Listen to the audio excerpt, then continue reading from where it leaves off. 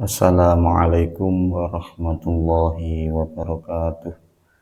Bismillahirrahmanirrahim. Alhamdulillahirabbil alamin. Wa bihi nasta'inu ala umuri dunya waddin. Wa sallallahu ala sayyidina Muhammadin khatamin nabiyyina wa alihi wa sahbihi ajma'in. Amma ba'du. Saudara-saudaraku dimanapun Anda berada, pertama-tama marilah kita panjatkan puji syukur kehadirat Allah Subhanahu wa Ta'ala, yang mana sampai detik ini kita masih diberi kesempatan, masih bisa menikmati suasana kehidupan di dunia ini dalam keadaan sehat, zahiran wa batinan. Yang kedua, sholawat serta salam marilah senantiasa kita aturkan kepada Nabi Muhammad SAW, yang mana beliau telah diperintahkan oleh Allah, diutus oleh Allah untuk membimbing kita dari jalan kegelapan menuju jalan yang terang benderang, yaitu lewat ajarannya agama Islam. Saudara-saudaraku dimanapun Anda berada, menanggapi beberapa waktu yang lalu keluhan dari jamaah yang sering mengantuk di saat melakukan kholwat khusus. Bagaimana keluhannya itu? Kenapa saya kok ketika kholwat itu begitu beberapa menit sudah tertidur, seperti itu. Lah, untuk menanggapi permasalahan tersebut, seringkali memang tidak asing orang-orang yang sudah menjalani kholwat, yang tentunya sudah paham dengan zikir sirul asrar. Ini banyak yang sering mengalami kendala tertidur, dan untuk mengantisipasi agar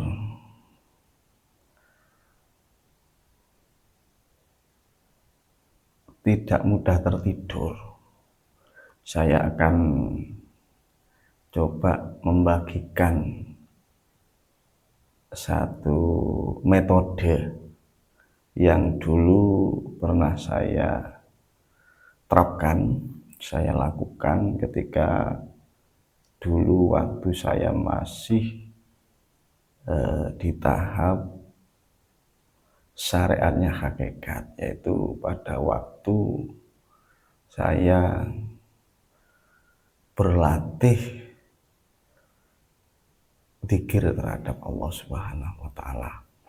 Dan saat itu saya masih belum ada penjelasan tentang sirul asrar, dan itu waktu saya masih belajar memperkuat kekuatan untuk berkholwat. Jadi kholwat itu juga memerlukan imun atau kekuatan fisik ya, harus menunjang. Dengan metode ini saya harapkan mudah-mudahan bisa membantu saudara-saudaraku yang mengeluh tentang ketika kholwat itu sering tertidur. Nah, bagaimana metode yang akan saya berikan ini? Yaitu menulis.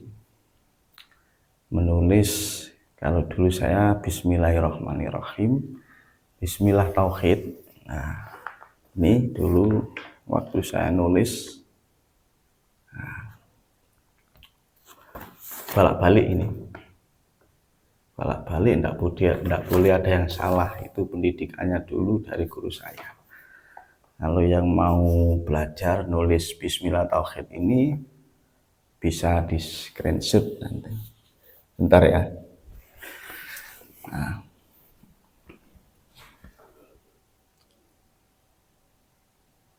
bisa di screenshot dan nanti ini ijazah dari Mbah Maki Bendo Jawa Tengah dan Mbah Yai Sarwani dari Pandeglang Banten. Ini ijazah dari beliau yang pernah saya amalkan dulu. Dan pada waktu itu saya belum memahami dzikir Sirul Asror. Nah, ketika saya sudah memahami dzikir Sirul Asror, saya terapkan nulis ini, ternyata mempunyai keunikan tersendiri, yaitu keasikan dalam melatih dzikir Asror ini semakin asik ketika saya gunakan untuk menulis.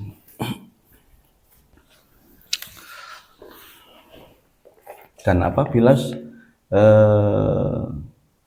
saudara-saudaraku misalkan tidak menulis Bismillah Tauhid seperti ini, oh saya pengen nulis misalkan huruf Latin Bismillahirrahmanirrahim tapi secara huruf Latin, ya silakan, tidak ada masalah. Yang terpenting di sini adalah ketika kita menulis,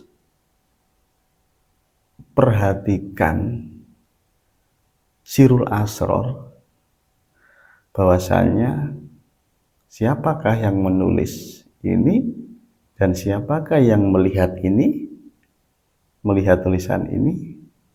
Nah, ini sadari bahwasanya geraknya tangan menulis, melihatnya mata di tulisan ini semua adalah wujud pergerakan hidup ini, yaitu Allah Subhanahu wa Ta'ala. Jadi saya kira ini satu metode yang lumayan bagus bagi seorang salik yang biasanya pada waktu kholwat khusus ini tertidur. Jadi ketika ada aktivitas, mata beraktivitas, tangan beraktivitas, kemudian pikiran beraktivitas, kemudian Sirul Asror kita gunakan jadi satu. Di situ ada banyak sekali pembelajaran di dalam metode ini. Ada kegelisahan, ada kenikmatan, ada keegoan. Nah, jadi lambat laun ketika kita terbiasa menggunakan metode seperti ini, maka kita akan mudah membedakan mana suara pikiran, mana suara nafsu, dan mana Allah Subhanahu wa Ta'ala, tahu hidup. Jadi kesadaran itu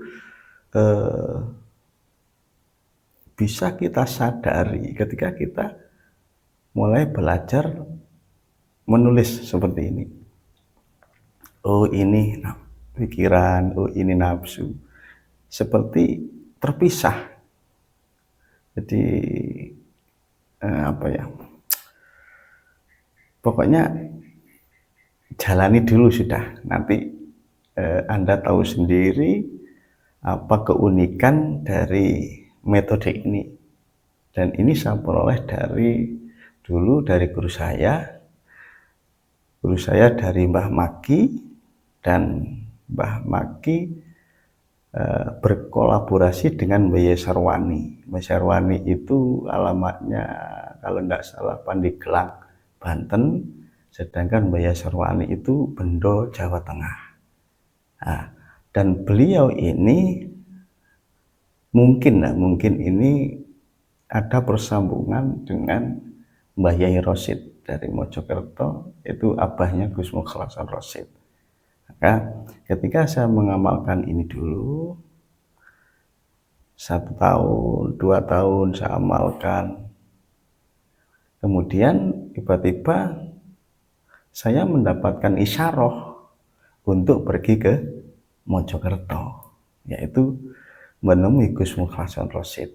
Dan pada waktu itu saya bertemu dengan beliau itu sekitar tahun 2014, waktu beliau masih ada di gubuk bambu di atas sungai gitu.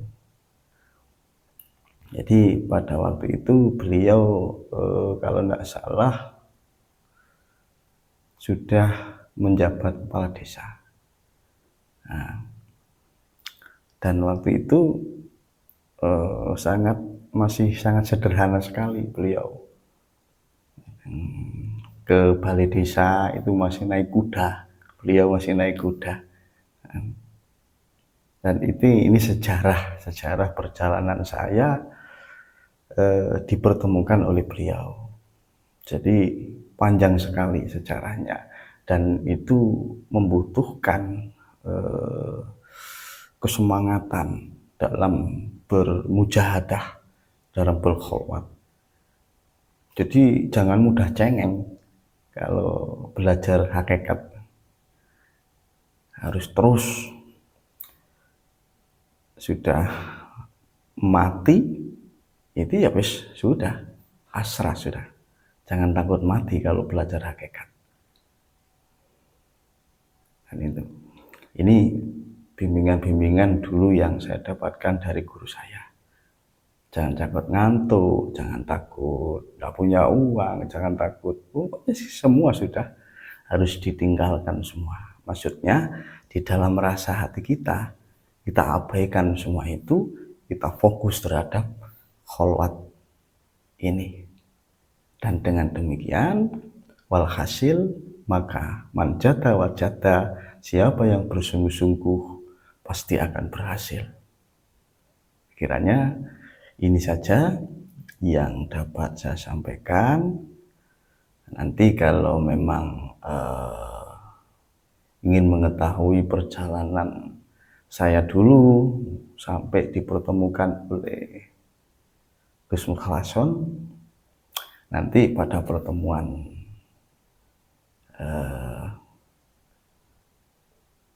kalau ada waktu nanti saya bikinkan video yang khusus menceritakan awal dari perjalanan saya dulu sampai dipertemukan oleh beliau.